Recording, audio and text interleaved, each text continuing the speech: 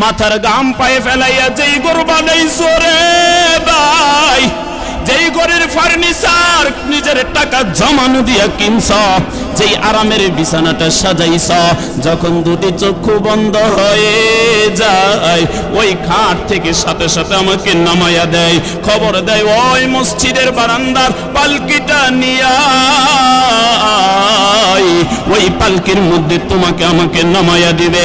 যেই ঘরের মধ্যে সারাটা জীবন কাটাইলাম, যেই ঘরের মধ্যে সারাটা জীবন থাকলাম, নিজ হাতে ফার্নিচার কিনলাম, নিজ হাতে দালান বানাইলাম, যখন দুটি চক্ষু বন্ধ হয়ে যাবে ওই ঘরে আমার দাম নাই, সাথে সাথে ঘর থেকে বাহির করে দিবে। আরে কত জানাজা দুনিয়ার মধ্যে পড়লাম রে ভাই, কত জানাজা মানুষকে বিদায় দিলাম। আমার বন্ধু চলে গেল, বন্ধুকে বিদায় দিলাম, ভাই চলে গেল, ভাইকে বিদায় দিলাম, কত বন্ধু চলে গেল, বিদায় দিলাম রে। আমি কি শিক্ষা গ্রহণ করলাম? আমার মা চলে গেল, আমি কি শিক্ষা গ্রহণ করলাম?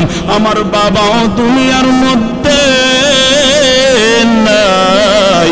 আমি তো তাকাইয়া দেখি রে, মানুষ যখন মারা যায় মসজিদের মাইকে এলানো হয়ে যায় উমুকে আর দুনিয়ার মধ্যে নাই। কেউ ব্যস্ত হয়ে যায় আমার জন্য বাজার থেকে কাপড় কেনার জন্য, কেউ ব্যস্ত হয়ে যায় এই পিছনে আপনাদের কবরস্থান কবর করার জন্য, কেউ ব্যস্ত হয়ে যায় বড়ই পাতার গরম পানি করার জন্য, বড়ই পাতার গরম পানি দিয়া শেষ গোসল করায়া চির বিদায় দিয়া ওই অন্ধকার কবরে রেখে চলে আসবে, আর কেউ খবর দিবে না রে ভাই।